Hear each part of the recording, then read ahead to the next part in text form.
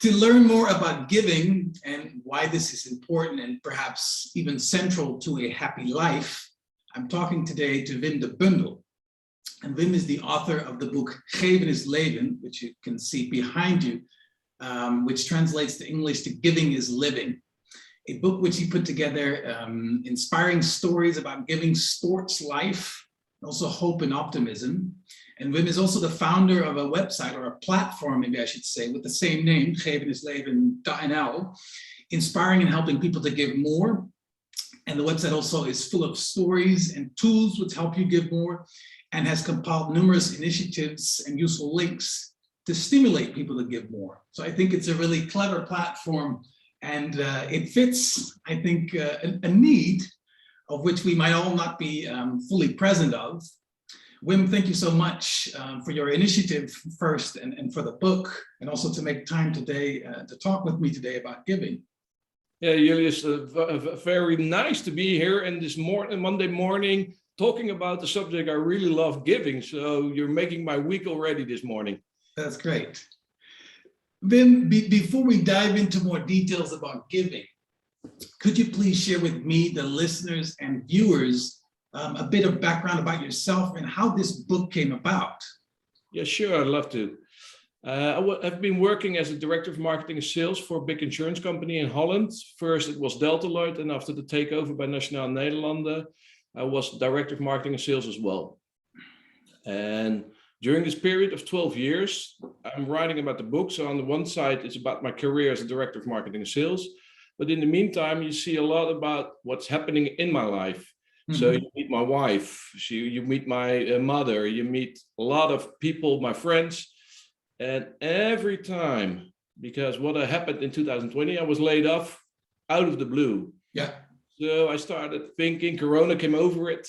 So I had a lot of time to reflect on the 12 years.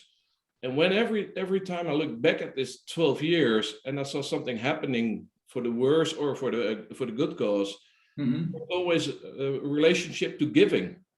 So when we were successful in business, there was a relationship to giving. When there was rough times and I want to get back to happiness, that there was a good way of giving. Yeah. So I started writing about it, and the more I wrote, the more there was the giving. And in the meanwhile, except for the writing, I also was wondering and reading about the scientific research on the giving, and it all pointed to the same direction. Yeah. If you start giving, the likeliness is not a correlation of 1.1, but if you start giving, the chance you get be more successful, more healthy, more happiness, it's amounting. So put it together in one book, giving presentations about the subject, putting in some scientific research, and there it is. Yeah.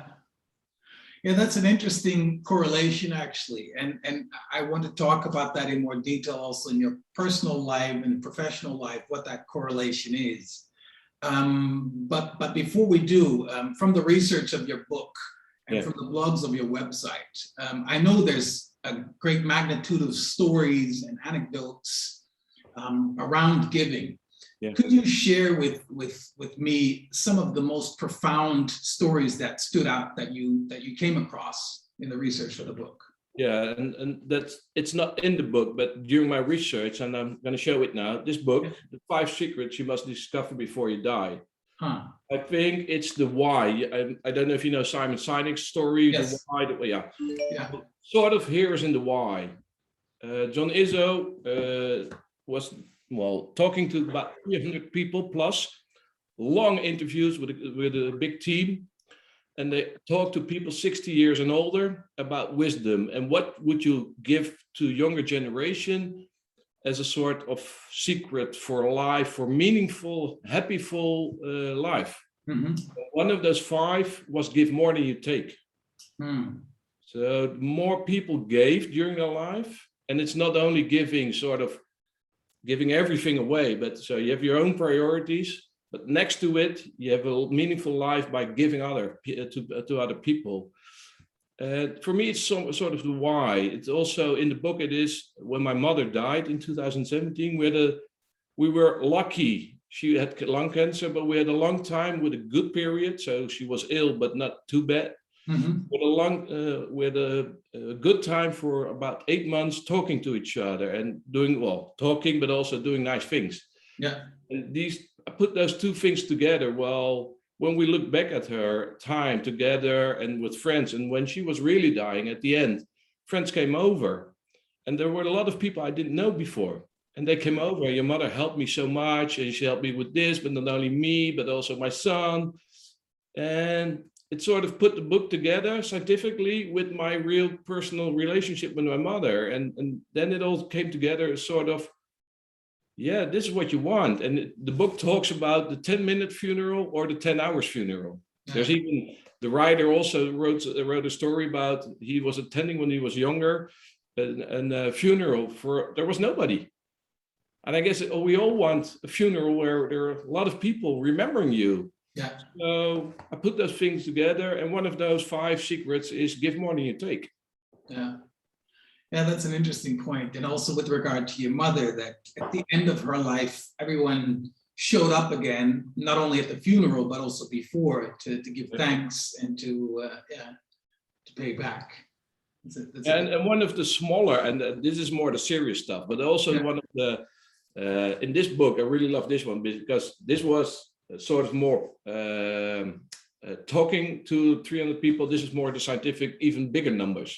Yeah. One of the nice things in this one is they did research, thousands of people above 55, and they did research on when you do stuff, what is the impact on your death, on your mortality? And I'm a pension insurer from background, so yes. I really love this stuff. So what is the correlation between doing something and your mortality?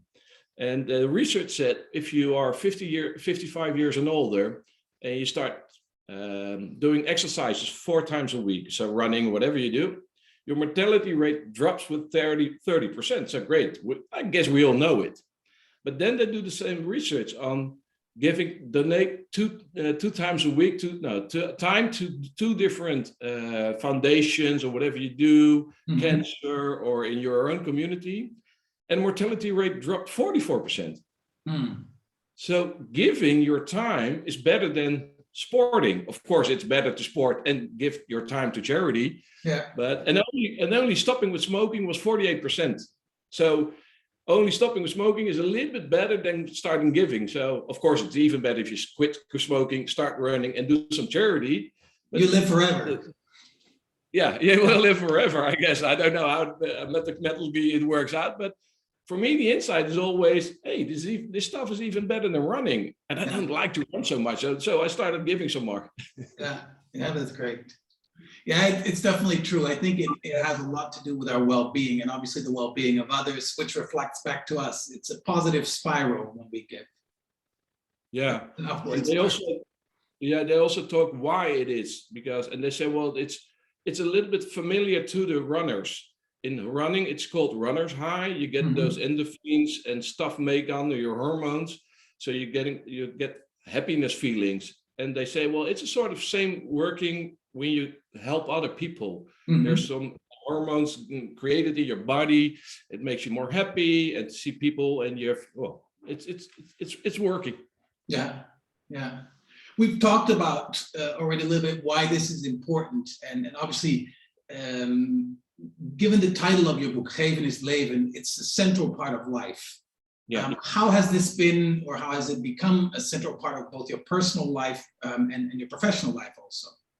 Well, I guess it's sort of gradually in my life, because I have a friend who already started giving at his 20s. He was working for charity already. Yeah. But for me, it was more gradually. And the first big impact in my life was when I was 42, when my wife became very ill. And just before that period, we were very successful in work. We adjusted the servicing from number 8 in the market to number 1. Our revenues were growing. I was at the Olympic Games. You see it on my book, a couple of Olympic sporters from the Netherlands. Yes. So it was an amazing time in 2012. I came back from the London Olympics. We won gold medal with Holland team sailing. We won the gold medal with our own job, doing good things for clients. And then one of a sudden, on the 2nd of November 2012, I had to go to the hospital with my wife. It's such a research. You usually say, well, it's nothing. You don't have to come with me. It's no problem. Yeah. Well, this time it was really bad. She had cancer. So our life took up. You felt it, right? Because you actually went back to go to the hospital. Yeah, it was amazing because she said, you don't have to come now. Yes. And luckily the hospital is only a few kilometers away from my home. Yeah. So I thought after half an hour, I said, well, this is not right. I want to be there. If it's okay, it's okay. We go out for the lunch. But if it's not, you want to be there. And it totally, changed our life. I have to start with the end. She's fine now. And so all went right. We were lucky. I've seen a lot of people dying of it, of course, at a young age. So then we start thinking about, of course, after all the hard stuff, the chemos, the therapies, whatever, you also start to think about the meaningful things and what is the meaning of all we're doing. And it's not sort of, I still enjoyed what we were doing on work. I still enjoyed being at the Olympics, but there should be more. So sort of after a year, when everything went right with her, we both started doing more for charity. She gave lectures about the impact of chemo. I started doing some charity fundraising, but it was not sort of a gratitude towards the hospital who helped us and the foundations, but also it gave us meaning. It gave us pleasure, meeting other people. And so this is sort of the first point. It was really changing life. Of course, we also always donated some money, did some stuff ourselves, but it sort of graduated for more and more and more. And enjoying more time with friends, doing strange things with friends, going on holiday together. So I think that's the first step, and then it goes on in life. And there are a couple of other more stuff in the book as well, I guess. Yeah. Yeah, it's also something that I've discovered, Wim, is that when you experience hardship or setbacks in life, it makes you all the more aware of how fragile things actually are. And you know, when we're all just focused on our work and things are going well, it's easy to get caught up in our ego and to just push forward. But when things like with your wife, when things like that happened, or I've lived in Myanmar, for instance, and there was a coup, obviously February 1st last year, the year before actually. It's already been more than a year now. And when you see what happens there, it changes your perspective on things and on life. And there's really a relation to giving that I see also with other people around me. So it makes a lot of sense what you also experience yourself. I in the last couple of years started talking about, of course, we have our grief. It's not that we're just wandering around. It hurts, the cancer, my mother dying, but can you put something next to it? Yeah. Get something meaningful out of it. Sort of with my mother, we had a long period with doing nice things. We went to the zoo, we went to other stuff. We also had some talks about life. Where did we come from? Where did we go to? So, and when I was laid off in 2020, it was out of the blue, and I was sort of in shock. Of course, it was not the same as my wife having cancer, my mother dying. It's not the same level, but still there was grief. You miss your colleagues, you miss your clients. But then I thought, well, I want to have something next to it. So here was the sort of grief, and I will get over it, and the nice people you still have contact. And then I thought, well, what can I do? So I was writing about, the book started as a sort of grief, sort of writing out all the nice stuff I've been doing, and then gradually changed towards something extra. So then I thought, well, if the book is called Giving is Living, the book should give itself as well something. So you see on the book here is Bibian Mantel in Holland. She was famous, tomorrow is her first year anniversary of her death. Unfortunately, so it's a rather grieful day tomorrow. But she was an amazing Paralympic snowboarder. And she, for me, was an inspiring person because she survived 10 times cancer and still had a foundation for other people with disabilities. Yeah. So I went over to her and I said, well, Bibian, we did some nice thing. You're a friend of mine. I want my book and sort of honoring your story. So every time I give a lecture, I talk a little bit about her amazing, inspiring stuff. But as well, I give €5 each book I sell direct to her charity. So already I have now about 4,000 copies sold. So that's 20,000 euro to her foundation, which helps people with disabilities go sporting. Yeah. So here's the layoff. And of course, here is the book, and something came out of it, and it gives something more. And the same happened with my my drinks when I was leaving. Of course, it was Corona time, so it was not available. There was no restaurant or bar open to have drinks with your friends and your colleagues to say goodbye. Mm-hmm. So then in September, I thought, well, change it. Don't wait till the Corona's away. Why don't you organize a webinar instead of drinks? So we organized a webinar, had 1,000 people coming over at the webinar. And I asked everybody to give some money for the Sunday Foundation, which builds schools in Sierra Leone. Yeah. And we raised 16,000 euros. And with that money, we can build a school in Sierra Leone, and it will be given the name of my mother. She was she was a teacher in Rotterdam. So for me, out of the layoff, there came a school in Sierra Leone with the name of my mother. So it gives purpose. This stupid layoff is now giving purpose to somebody else in Sierra Leone, and it makes for me more sense in life. Yeah, it's about connecting the unfortunate events and turning them into something good. Yeah, and giving is the hinge actually in that process. Yeah, and for me it helps, but I know the school will help every year a couple of hundred kids in Sierra Leone, and they will. Well, the better they are educated, we all know. Why do we have such great lives, Julius? Because we got education in Holland so good. Yes. Yeah. And then we can evolve, we get some well-being, and you get some money, and with the money you get a little bit of happiness, and with the happiness you get more happiness. So I thought, well, if we can build a school in Sierra Leone, 100 kids every year will go to school, and hopefully more people will get more educated. Yeah, and ultimately have a better life because of it, which will spill over to creating better lives for other people. Yeah. We've talked about sports, and obviously from reading your book, I know you're a sports enthusiast, and there's a big connection between sports and happiness. Actually, I was at a running and a swimming clinic yesterday, and I've met a young lady who has been in a wheelchair for 10 years of her life. She has a muscle disease, which is unqualified. Nobody knows what it is. But now she's, since 5 years, is exercising like crazily intense. And she actually completed an Ironman, a full Ironman. The full Ironman? Yes, after having been in a wheelchair for 10 years of her life. So, I mean, this is actually the transformation that also you talk about in your book, and some of these examples of people that have enormous grit and perseverance. Yeah. And I think sports has a key importance about happiness in life and in our ability to do things. From the interviews that you've done with both Olympians and Paralympians, what have you learned about the relationship between giving and athletic performance? This is a good question, because there's a sort of dysfunctional thinking in the Olympic and the Paralympic sports, because on the one hand, they're very egoistic. You have to be. Yeah.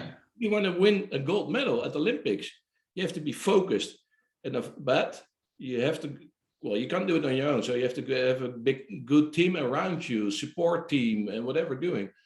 And I think during their sporting, it's not when they very giving, but when they're ready and they give their lectures on how to create, how to get there, how to get your purpose, your focus on your goal, they were giving us such a good lessons about getting better in business.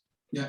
So one of the sailors, Lopke Berghout, she was a 5-time world champion, and she finished with a bronze medal in 2012. She was 5-time world champion, and I asked her, because now you're ready with sailing, you're finished sailing, Lopke. Could you help us? Because we were for the first time #1 in business, in servicing. So we had a net promoter score. I don't know if you know what that is. It's a marketing term for how you're doing compared to your competitors and by view of your customers. And I asked her, because we're not for the first time #1, but I want to be forever #1. If you want to do your best for your customers, you want to be number one. So we asked her to give 5 tips about how to become 5-time number one in the Dutch market for us as a pension insurer.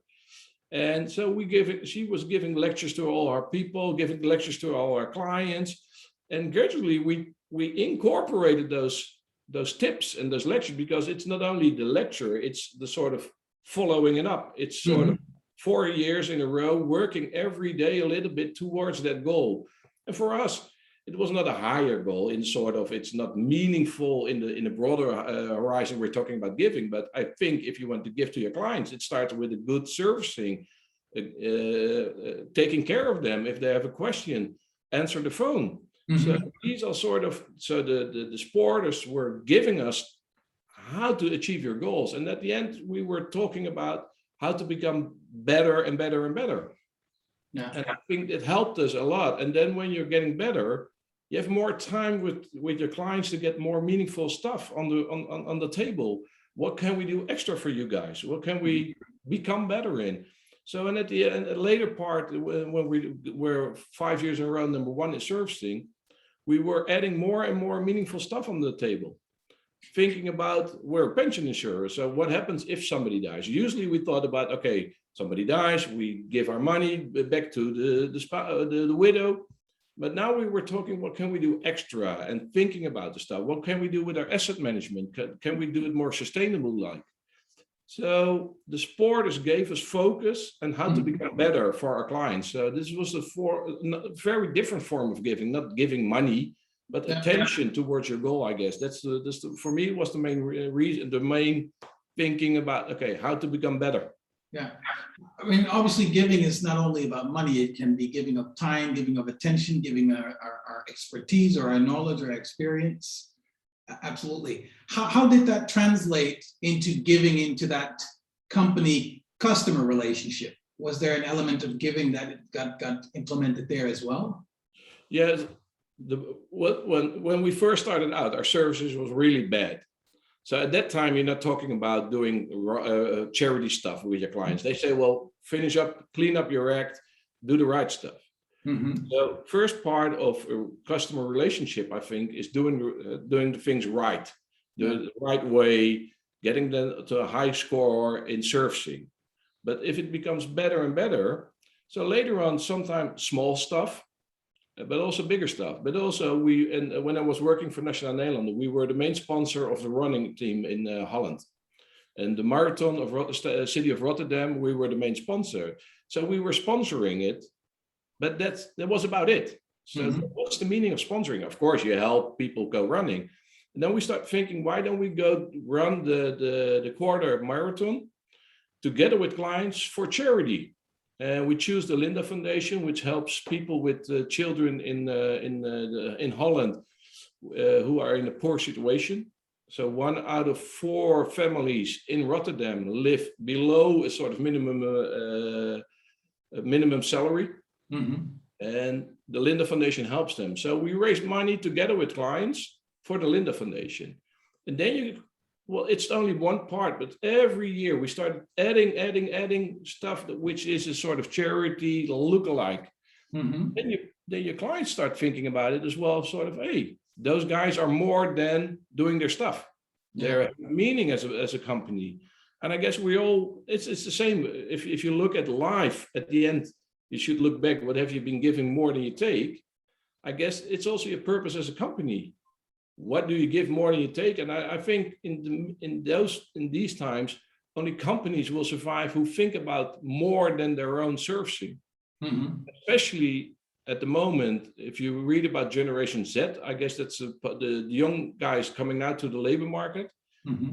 If you want to be attractive as a company, they ask the questions as well. What are you doing as a company? What are you bringing on the table? What is your extra? I don't give whatever, if you're an insurer, no, what do you extra as an insurer? Why are you meaningful to life? And if you don't do it, you don't attract good people to your labor force, so you're out of business as well. So it's gradually becoming more and more important, I guess. So giving in business, giving in life. So would you say as a society, we are switching or we're moving towards this? Yeah, it's amazing because if you look at the young guys between 22, 30, every research tells us if you don't have a purposeful, meaningful business model, giving more than you take at the long run, you won't attract the good, educated people. So you won't be, well, you won't be there. Of course, you can go on for 10 or 20 years, but in the long run, it should be more. And if you look at the climate problems, I guess it's already too late. So what are you bringing on the table? Why are you not changing your model to a more cleaner, to a more climate, towards more inclusive model? So I guess giving is also the inclusive part, the thinking about the climate part. It's the broader part of, working, but also as a person living. So in that sense, the concept of giving is more about being inclusive and not being self-centered and having a more holistic view on the world than only your narrow focus of the business. Yeah, I guess in the book, I'm searching it now. It's on the first, giving more than you take. In this book I told you about. Yeah. It opens with chapter 5, The Secret, Give More Than You Take, by Martin Luther King Jr. An individual has not started living until he can rise above the narrow confines of his individualistic concerns to the broader concerns of all humanity. Yeah. Of course, you have your own daily struggles. If you're mourning about my mother, if I'm mourning about my mother, it's harder to give all the time. Yeah. But if you have more, the thing is, you have to think about a little bit broader than your own concerns, it says. And I'm really advocating it. And I'm happy with it. Sort of, even if people don't think, it's a too happy story, I'm enjoying it because by giving every day, I enjoy life a little bit more. So actually, it's interesting because even in those moments when you're struggling, when it's difficult, one of my business partners, he's 20 years older than me, so he's a tad bit more experienced, and he has told me that. And I was going through some difficult times with the business in Myanmar before, and he said, when you're struggling and you can't see the forest from the trees, in those moments, just do 5 things, focus on 5 things that are either good for someone else, pay a compliment or do something nice for someone else, or treat yourself. You can also give to yourself, make yourself a cup of tea, do something nice. Do those 5 things and your mind and your attention will shift from the problems into kind of a solution-oriented mind. And I've remembered that since, and I've been practicing it since, and it's a huge thing, even in those moments of grief or sorrow or despair, when you do those 5 things, or even maybe when you get to number 3, already you're switching your attention and your kind of your state of mind. So the giving mindset is a very important part of that. Yeah. Yeah, so true. There was a book from an American writer, and she was, she was in a wheelchair as well, a lot of problems, illness. And she sort of started the 29 days of giving a challenge.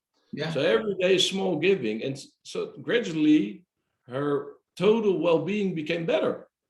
And it was sort of mind-blowing. Even her well-being on her illness side, all the side effects became less. So because I think it's a lot to do about stress in your life. And if you're stressed, you're thinking only on your problems, you're more, it works on your system, I guess. Yeah. So you're more thinking about other people, you get more relaxed, helping other people. So it was an amazing story as well. And it just correlates with your story about small things, 3 days, every day, only do one thing today, and it will be there. Yeah, true. The purpose of your book and also the website and the blog is basically to inspire people to give more, to be more selfless. What 3 key things help people the most in becoming more generous with their resources, their time, with their attention? Can you name 3 things that helps most in creating that giving mindset? Ooh, I find it difficult because it's very personal, I guess. Yeah. First of all, so let me rephrase to the platform. When I was writing the book, because of the direct selling, I wanted a platform. Well, I wanted a website, not a platform at the moment then. But then I thought, now while we're building the website, why don't we inspire other people? Because I was looking at the research. There's worldwide the giving index. Yeah. So it does research, and there are about 120 countries in the research, and they ranked about giving, and it ranks. Three questions were asked. Do you give recently some time to charity, donated some money, or helped a stranger? And Holland was till 2019, 18, 19, always in the top 10 or around to number 11, 12, and it dropped to 38.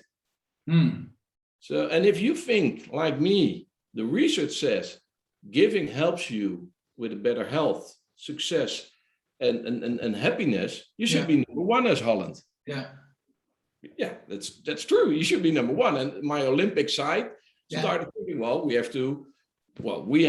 I have to, with a small team, to help people inspire and only do one thing a day, even, like you were telling. So it's not a sort of, this helps the most.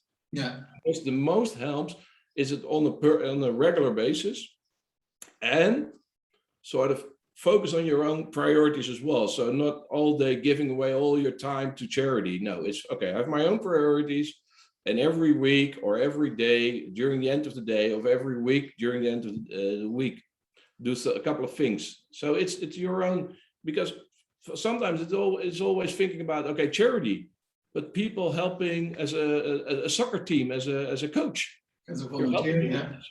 So it's your, I think the most important is, let it be close to your heart, close to your mind, and what you think about doing nice stuff. I love this.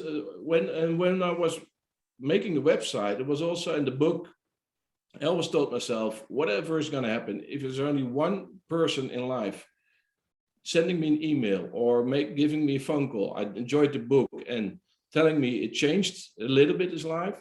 Yeah. And there was one guy, a friend of mine, and he really reached out to me and he said, well, you really make me think. I said, well, thank you, of course. But can you elaborate a little bit on your story? I said, well, what happened is my father had a piano, and there was nobody playing on the piano for 10 years. No, but why not? Well, his mother was always playing on the piano, but she died 10 years ago. And his father wanted to sell the piano.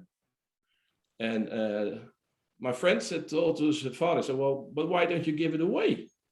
Why give it away? Yeah, you have a lot of money. You're going to die in a couple of years or whatever. We still hope you will be there for a long time, but why do you need the money? Why sell it? Yeah, but what do you suggest? Well, your neighbors love the piano. They always help you out a little bit because you're getting older. Those nice neighbors are helping you. Yeah. So they donated the piano to the neighbors and made a small deal. He can come every month, once a month, to enjoy while the neighbors are playing the piano. They drink a glass of wine and talk about his mother. They knew his mother. So for him now, instead of getting money for the piano, he gets something much more valuable. Much more talking about his wife. She's now far more remembered. They're enjoying the wine, enjoying the piano. So, and really sort of, if it was only the only story in getting back from the book, I was already happy. And I'm happy because there were more stories to come over. I'm sure there's more stories to come still. There's more people are reading the book and finding the platform. Yeah. So you see, so it's small changing the idea about selling the piano. Why not giving it? Yeah. And I guess maybe he got 1,000 euros. And if I would ask his father now, if you want 1,000 euros or all those new memories. Yeah. My friend Bibian Mentel, the Paralympic sportster, yes. And she's also in the book. She had 5. We asked her as well in her book the 5 reasons. She says, "Well, what is most important to life, and why could she, even when she was diagnosed 10 times cancer?" And she said, "Well, I'm focused on memories. I'd rather gather memories instead of possessions." And I guess the way of thinking about giving is create memories together. Yeah.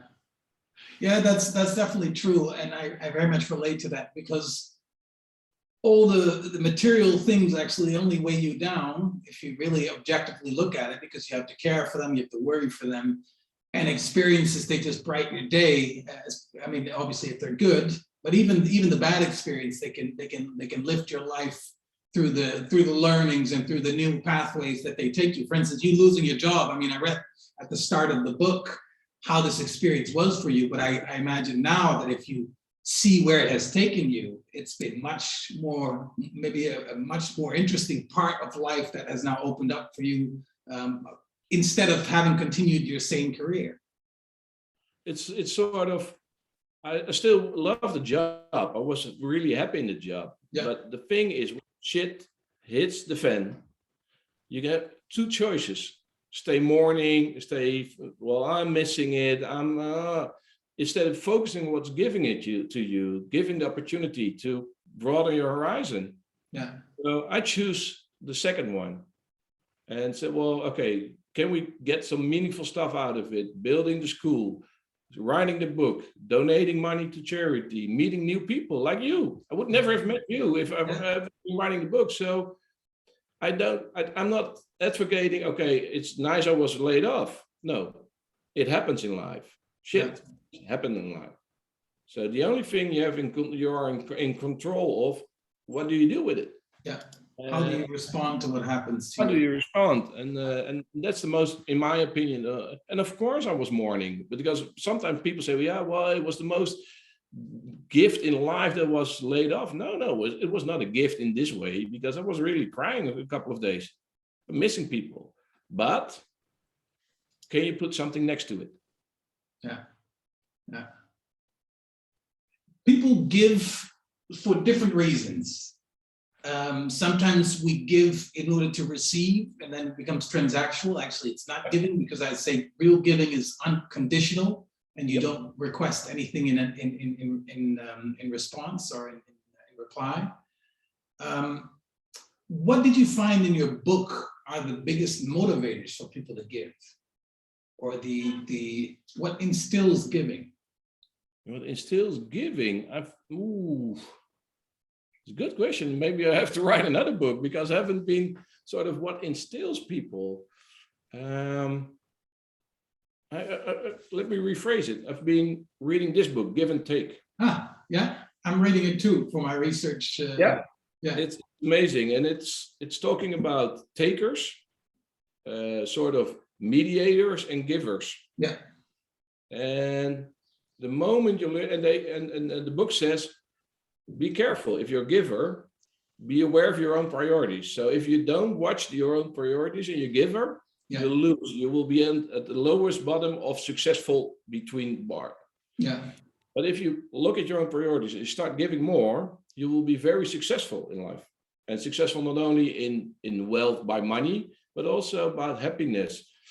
Relationships. And I don't know if I think it's back to this book. You have to discover it, and it's not too late to discover it, because I started at 42, a little bit more. Some people started at 5. I know people started at 15, building a whole foundation, helping young kids in Rotterdam.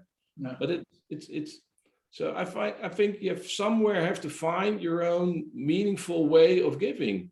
And if that's, like I was talking before, you're a soccer dad, you go each weekend, you help those young kids playing soccer. That's giving as well, because we can't all be Mother Teresa or Nelson Mandela, can we?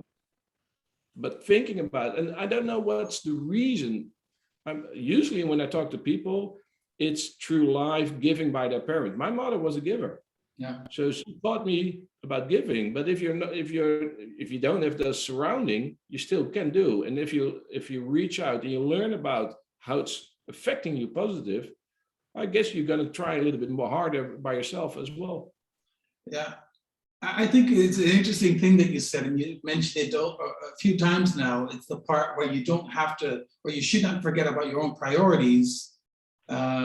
And then give in addition to that, because indeed, if you are only focused on giving, you have to also meet your means of existence and make sure that you make a living and all these things. You cannot only be focused on other people. I think it's an important part. And then secondly, it's to kind of maybe create the habit of at least once a day or once a week, or whatever regularity you want to imply, but make something that creates a habit of doing something which is not about you, but about other people. Yeah. Yeah. And it's also doing stuff you like. I like to connect people, because with the platform, we have 3 purposes: inspire, connect, and make it easier. Yeah. So by connecting the dots, so I talk to people, and a friend of mine is writing a book as well about his personal life, and he's donating €5 to the Heart Foundation, the Heart, because of his father had a heart condition. Mm-hmm. So I was there a year ago wondering how to sell my book. So I have the experience. I come from a marketing sales background. So I like to think about how can we sell it better and in a more purposeful way. So now I'm helping a little bit. And I made some connection to 3 people I was working together with. He's going to be getting in just by 2 phone calls. He's getting 2 interviews about the book. So now charity for the Heart Foundation is getting more room, more there's more in the interview style. Yeah. So, and I like to connect people. So for me, it's not costing energy. Yeah. It's about giving me energy. Yeah. And helping him out. It's great. And well, he said, why are you doing it? So well, it gives me energy. Yeah. So giving gives energy. That's also a good one to remember. Yeah. If you do the stuff you like, yeah.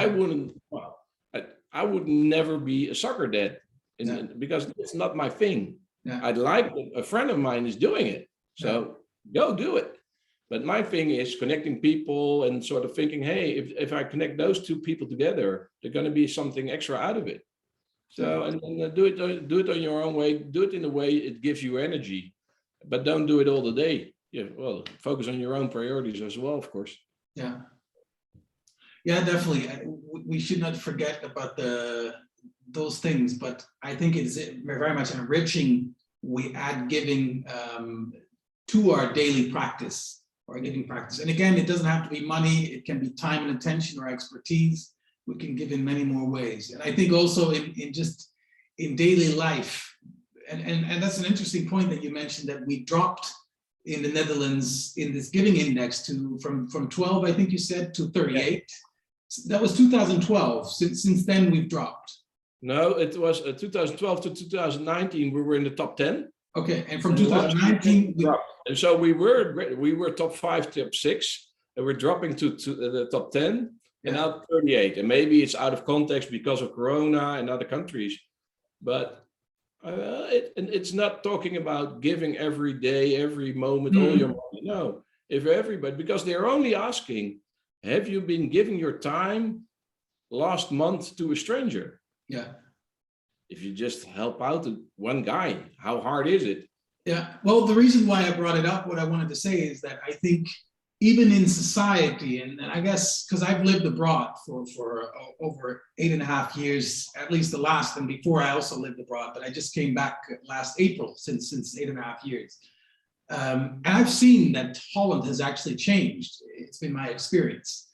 And when we talk about giving, I think even acknowledging someone when we're walking to the supermarket or when we're traveling somewhere and just exchanging a smile is actually giving, and it's giving someone attention, and it's giving someone like, hey, I see you, because that's one of the primal needs we have as people. We want to be seen, we want to be heard, this is like a fundamental human need, and I think we're missing that a lot. So even if we're doing that as a part of giving, it's making life much better, I would say. And I can imagine that in part that has contributed to us dropping as a country, because I think we lost that ability. And I guess in the book, it's also the give and take. It also talks about people make it bigger. Yeah, but I don't have all this time. No, do it like you say. Well, just a smile, just a hello.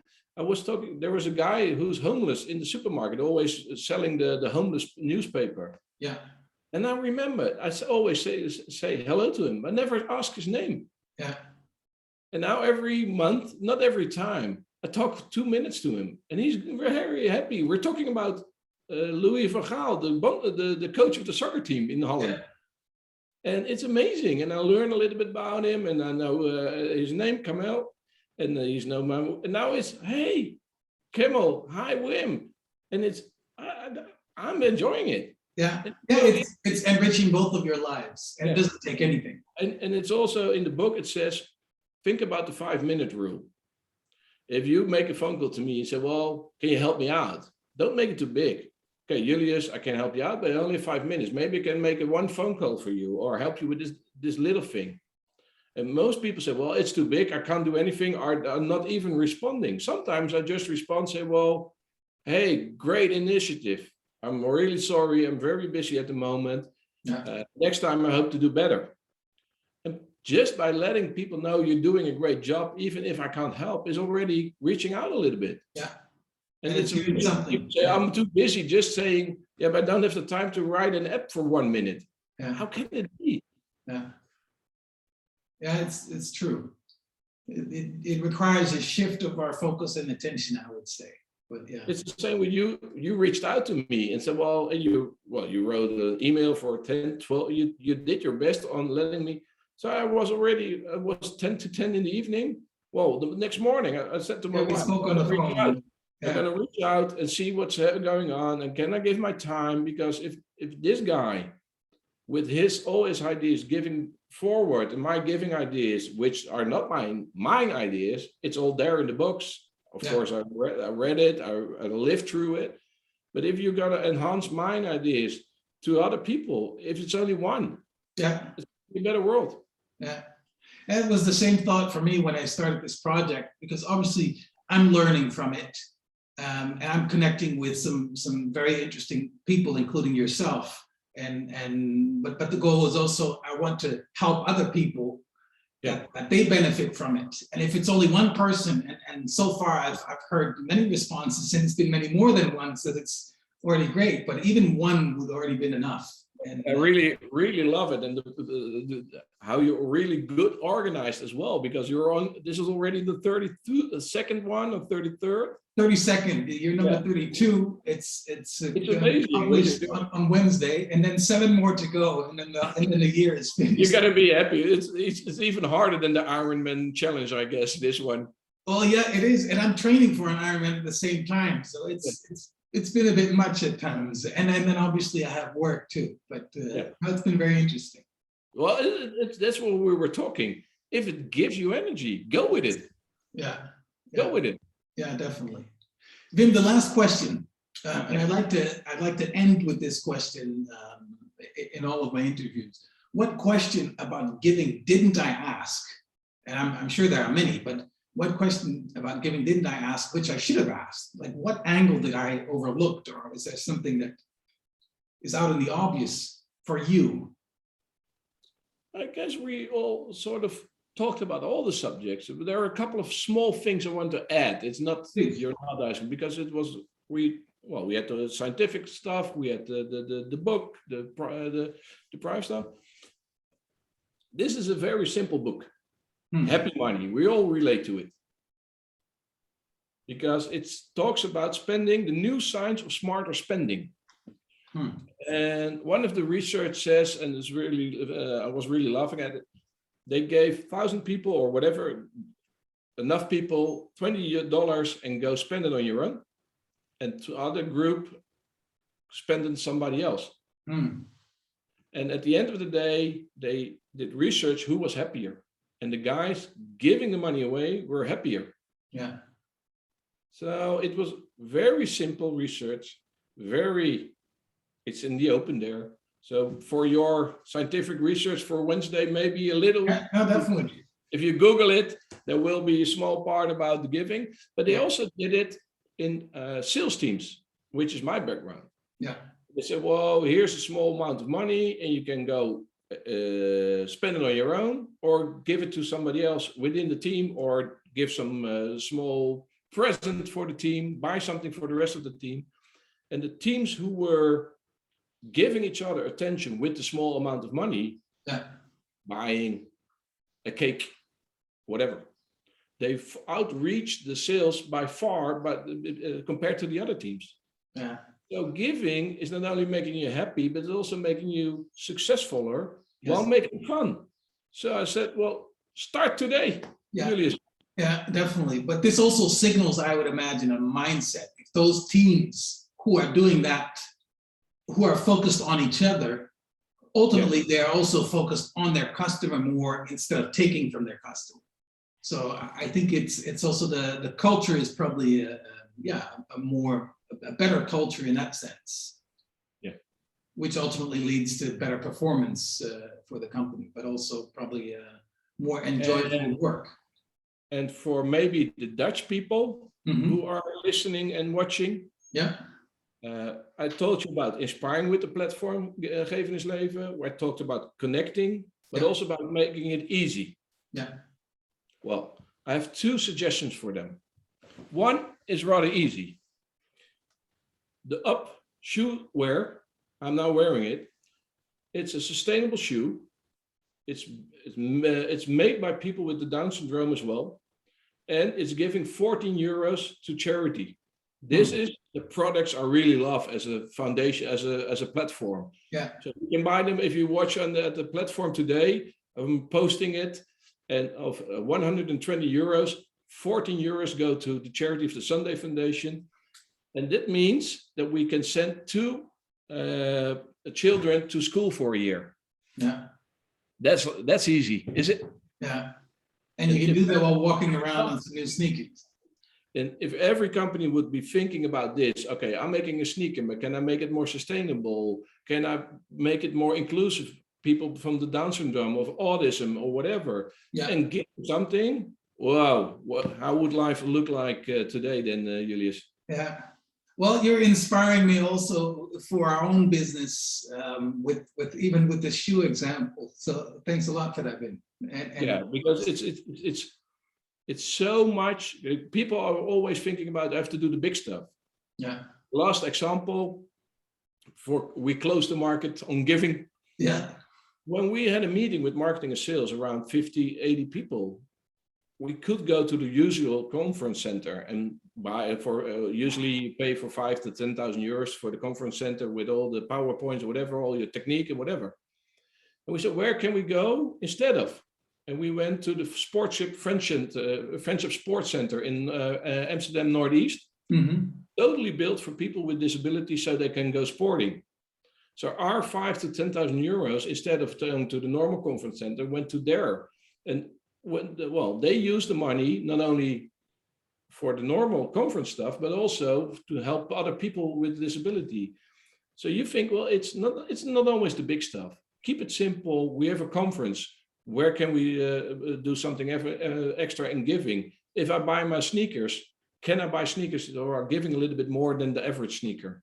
Yeah. And if you do that every day a little bit, wow, there's going to be a blossoming. And life is going to change.